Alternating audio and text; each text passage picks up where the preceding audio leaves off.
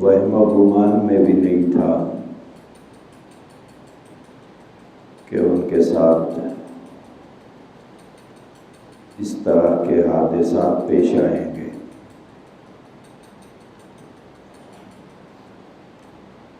لیکن موت ایک حقیقت ہے،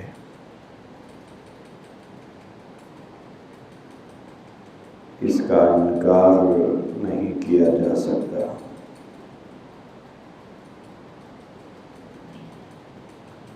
کل نفس ذائقۃ الموت، ہر آدمی کو ایک نہ ایک دن موت کا مزہ چکھنا ہے۔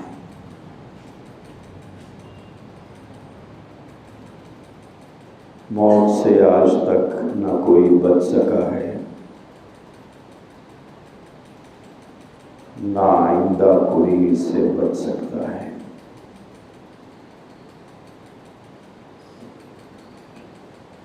لیکن پچھلے 6 مہینے میں جو حالات ہم سب کے ساتھ پیش آئے ہیں، ان حالات میں ہم لوگوں نے کیا سبق حاصل کیا ہے؟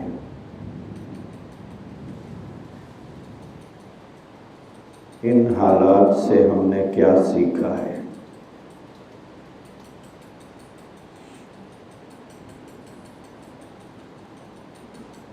حالات آنے کے بعد آدمی کو اس سے کچھ نہ کچھ سبق لینا چاہیے، کچھ نہ کچھ سبق سیکھنا چاہیے۔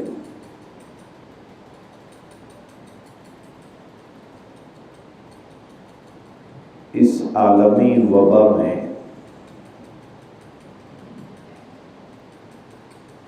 دنیا کے وہ تمام دعوے جو آج تک دنیا والے کرتے رہے، ان کی ترقی کے دعوے، ان کی ٹیکنالوجی کے دعوے، ان کی طاقت کے دعوے، ان کی قوت کے دعوے، سارے دعوے کھوکھلے ثابت ہوئے ہیں۔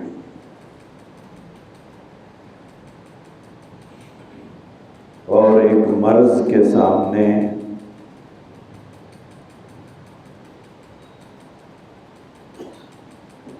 دنیا کی بے بسی کھل کر سامنے آ گئی،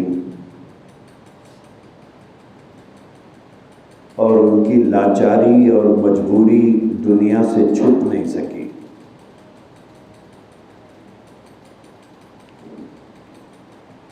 میرے عزیز بھائیوں، جو حالات ہمارے سامنے اس وقت بھی ہیں اور پچھلے 6 ماہ سے رہے ہیں، ان حالات کے اندر ہر آدمی نے اپنی اپنی کوشش سے اپنا اپنا بچاؤ کیا ہے۔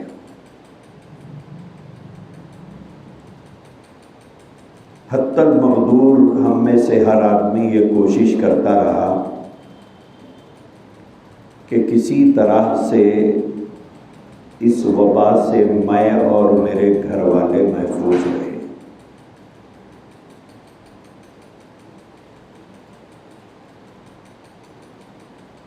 جس سے جو تدبیر ہو سکتی تھی، ہر آدمی نے تدبیر کو اختیار کیا، اور جتنی حفاظت اپنی کر سکتے تھے اتنی حفاظت ہر آدمی نے کرنے کی کوشش کی ہے۔ یہ تو دنیاوی اعتبار سے ہم لوگوں نے تدبیریں اختیار کی ہیں، دینی اعتبار سے ایسے مواقع کے اوپر ہم لوگوں کو کیا کرنا چاہیے؟ جب ایسی سنگین صورتحال آ جائے، ہر آدمی کو موت سامنے کھڑی ہوئی نظر آ رہی ہے، چاہے وہ موت بیماری کی شکل میں ہو، آفت کی شکل میں ہو، وبا کی شکل میں ہو، آفت سماوی کی شکل میں ہو،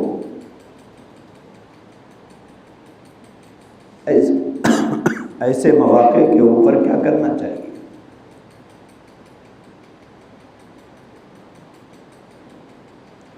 سیدنا امام بخاری رحمۃ اللہ علیہ نے اپنی کتاب میں ایک واقعہ نقل کیا ہے۔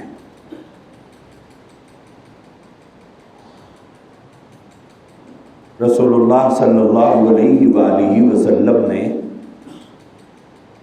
اس واقعے کو حضرات صحابہ کے سامنے بیان کیا ہے۔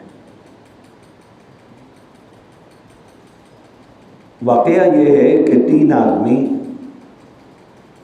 ایک سفر میں جا رہے تھے۔ راستے میں تیز بارش شروع ہوئی۔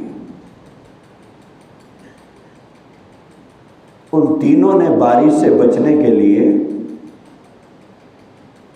کہیں پر ایک غار نظر آیا تو اس میں گھس گئے اور بارش سے محفوظ ہونے کے لیے وہاں ٹھہرے رہے۔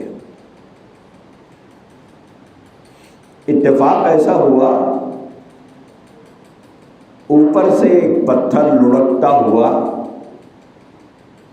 نیچے آ کر اس غار کے دہانے پر، یعنی اس کے منہ پر آ کر رک گیا۔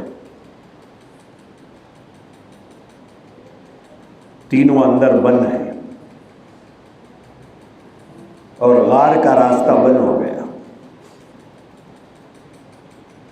نہ کسی کو آواز دے سکتے ہیں کیونکہ وہاں کوئی رہتا ہی نہیں ہے، وہ جنگل اور بیابان تھا۔ اگر آواز دے بھی تو کوئی سننے والا ہے نہیں۔ سوچ میں پڑ گئے کہ کیا کریں ہم اس وقت میں۔ موت بالکل سامنے نظر آ رہی ہے کہ ہم تینوں میں اتنی طاقت تو نہیں ہے کہ اس بڑے سے پتھر کو ڈھکیل کر بازو ہٹائیں۔ نہ کوئی آدم زاد یہاں پر رہتا ہے جسے آواز دے کر بلائیں کہ آؤ ہماری مدد کرو، ہماری جان کے لالے پڑ گئے۔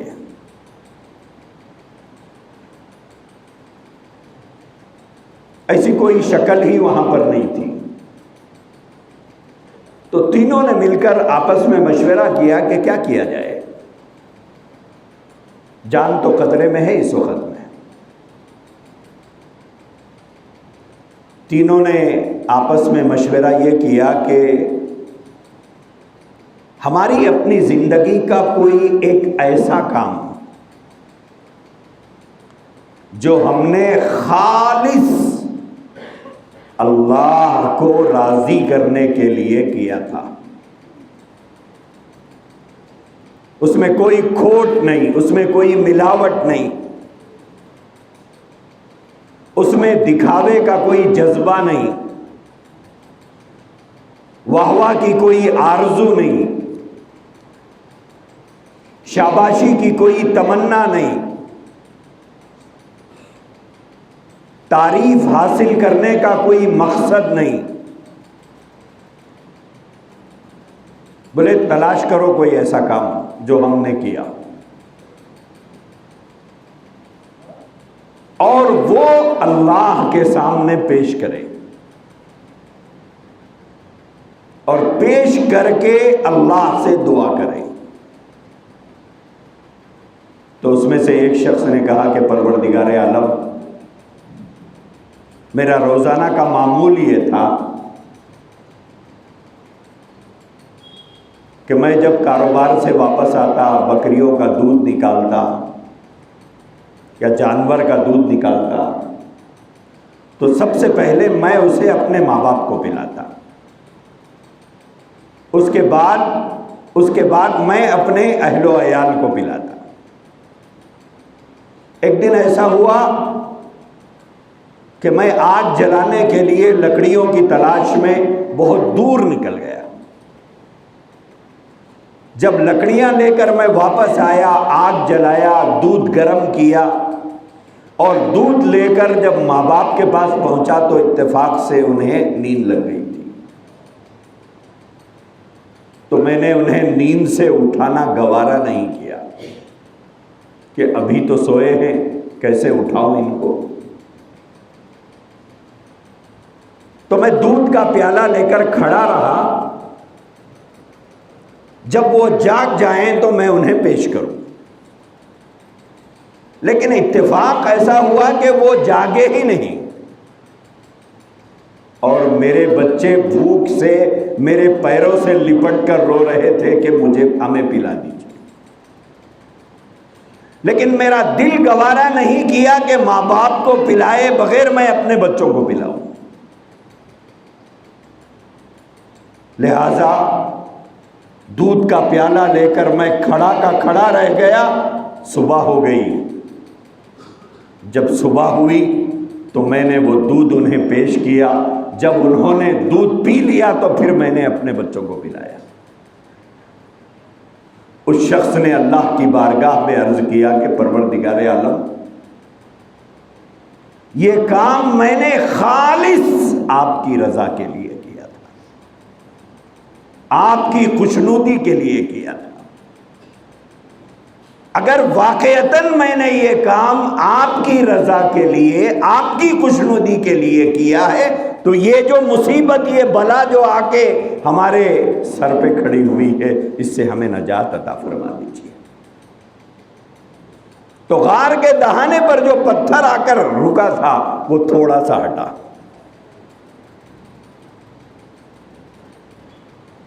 اس کے بعد دوسرے شخص نے بارگاہ الہی میں عرض کیا کہ پروردگار عالم، میری ایک چچا زاد بہن تھی، اور مجھے اس میں اتنی ہی دلچسپی تھی جتنی ہر مرد کو ایک عورت میں دلچسپی ہوتی ہے۔ وہ مجھے بہت بھاتی تھی، حسن و جمال کی پیکر تھی، شکل و صورت میں بڑی جاذبیت تھی اس کے، اور میں ہمیشہ اسے آفر کرتا تو وہ انکار کرتی، میں ہمیشہ اسے برائی کی طرف دعوت دیتا تو وہ انکار کرتی کہ نہیں ہو سکتا۔ لیکن اتفاق ایک مرتبہ ایسا ہوا کہ ہمارے علاقے میں قحط پڑ گیا۔ اب قحط جب پڑا تو کھانے کے لالے پڑ گئے۔ جیسے لاک ڈاؤن میں ہمارے پاس بہت سے لوگوں کے گھروں میں چولہے نہیں جلے،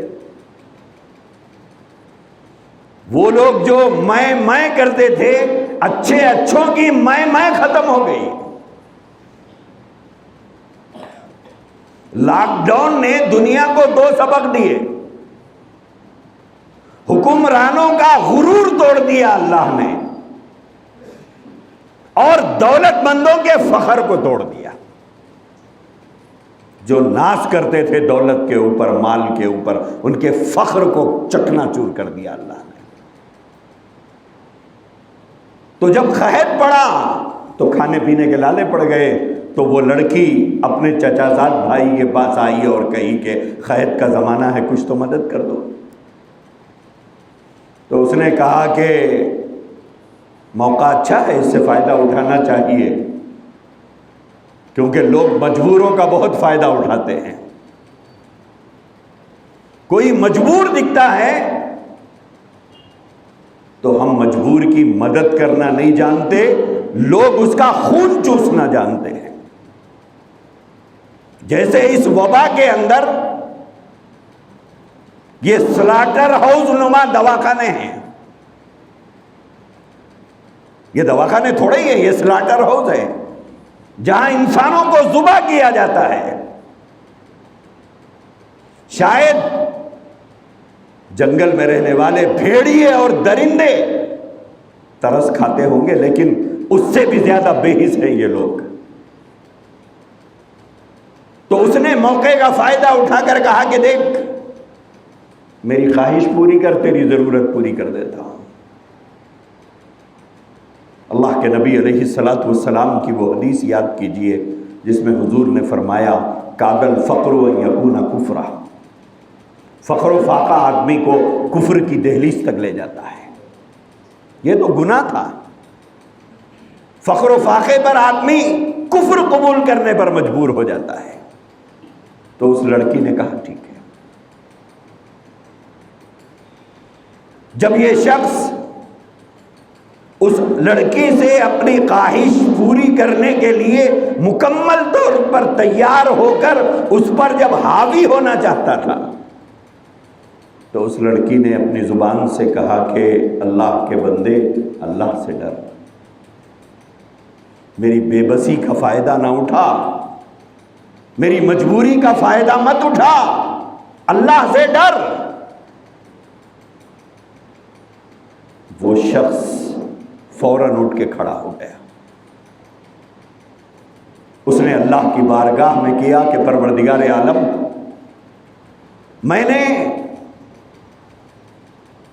120 درہم اس لڑکی کو دے دیے تھے پہلے ہی، میں نے اسے واپس بھی نہیں لیا اور اس لڑکی سے کہا کہ چلے جا۔ میں نے اس کی عفت کو داغدار نہیں کیا، میں اس کی عصمت کو تار تار نہیں کیا، اور یہ کام میں نے محض آپ کے لیے کیا تھا، محض آپ کے لیے۔ اور جو آدمی گناہ کرنے پر طاقت رکھتا ہے، قوت رکھتا ہے، نہ ذلت کا ڈر ہے، نہ بے عزتی کا خوف ہے، نہ لوگوں میں رسوائی کا ڈر ہے، ایسا کوئی چانس ہمیں اگر مل جائے، نہ بدنامی کا خوف، نہ بے عزتی کا خوف، کچھ نہیں ہے، ایک سیف جگہ پر آدمی کو گناہ کرنے کا موقع ملا ہے، اور ایسے موقع پر اگر کوئی آدمی اس گناہ کو صرف اللہ کے خوف سے چھوڑتا ہے کہ اللہ دیکھ رہا ہے، کل اس بارے میں سوال ہوگا تو میں کیا جواب دوں گا؟ اللہ تبارک و تعالیٰ نے ایسے شخص کے بارے میں قرآن حکیم کے اندر فرمایا وَأَمَّا مَنْ خَافَ مَقَامَ رَبِّ وَنَهَى النَّفْسَ عَنِ الْهَوَىٰ فَإِنَّ الْجَنَّةَ هِيَ الْمَأْوَىٰ۔ معلوم ہے ایسے گناہ کو چھوڑنے کا بدلہ کیا ہے؟ جو صرف اللہ کے خوف سے چھوڑا۔ اللہ تبارک و تعالیٰ نے فرمایا اگر تو اس گناہ کو میرے خوف سے چھوڑتا ہے تو اس کا بدلہ میں جنت سے کم نہیں دوں گا۔ تو اس دوسرے آدمی نے کہا کہ پروردگار عالم، اگر میں نے یہ کام آپ کے خوف سے چھوڑا ہے تو آپ یہ جو بلا آ کے پڑی ہوئی ہے اس بلا سے ہمیں نجات دیجیے۔ رسول اللہ صلی اللہ علیہ وسلم نے فرمایا پتھر اور تھوڑا ہٹا۔ اب تیسرے آدمی کی باری تھی۔ تیسرے آدمی نے اللہ کی بارگاہ میں عرض کیا کہ پروردگار عالم، میرے پاس کچھ مزدور کام کرتے تھے، ایک دن ایسا ہوا کہ سارے مزدور اپنی اپنی مزدوری لے کے نکل گئے، لیکن ایک مزدور بنا مزدوری لیے چلے گیا تھا اور اس کا پیسہ میرے ذمے تھا، وہ لوٹ کر واپس بھی نہیں آیا، تو میں نے اس کے پیسے کو اپنے تجارت میں انویسٹ کر دیا۔ اس کی جو مزدوری بنتی تھی اس مزدوری کو میں نے اپنے پیسے میں اپنے کاروبار میں انویسٹ کر دیا،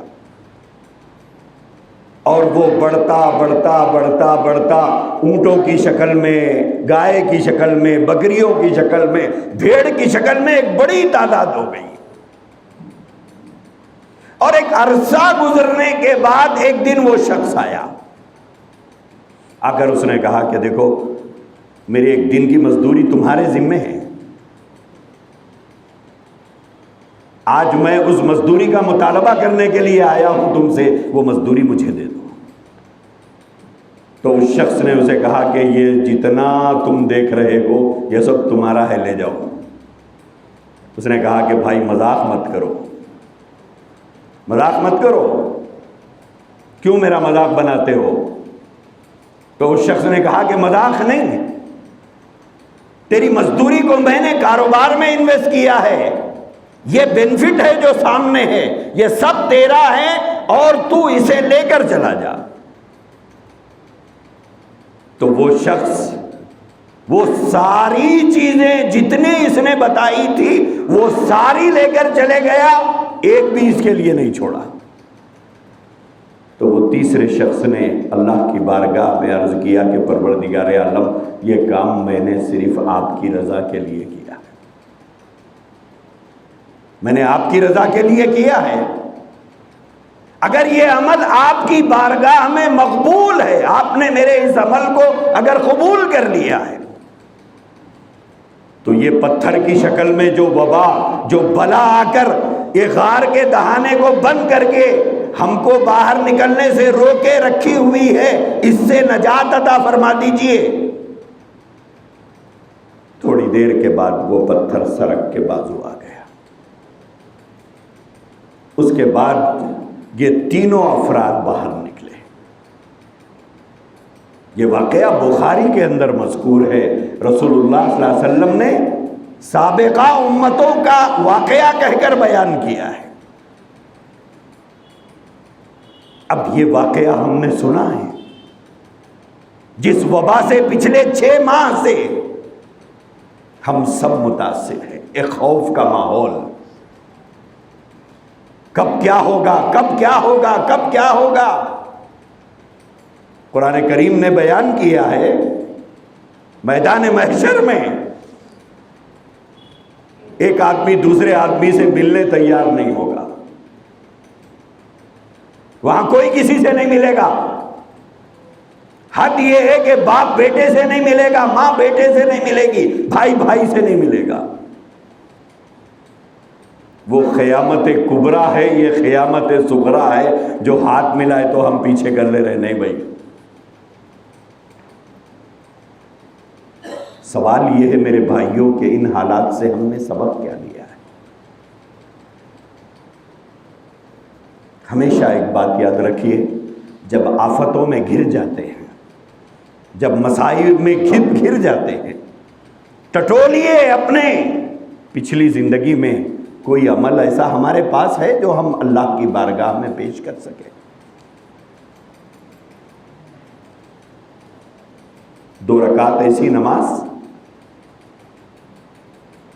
جو ہم اللہ کی بارگاہ میں پیش کر سکے کہ مولا بغیر دنیا کے تصور کے پڑھا ہے ہماری جھولی میں ایسی 2 رکعت نماز، کوئی دعویٰ نہیں کر سکتا۔ ہے کوئی ایسا عمل ہماری جھولی میں جو ہم اللہ کی بارگاہ میں پیش کر کے ہم پر آئی ہوئی مصیبت کے لیے عمل کا واسطہ دے کر خدا سے عرض کرے کہ اے مولا اس عمل کے صدقے میں نجات دے دیجیے؟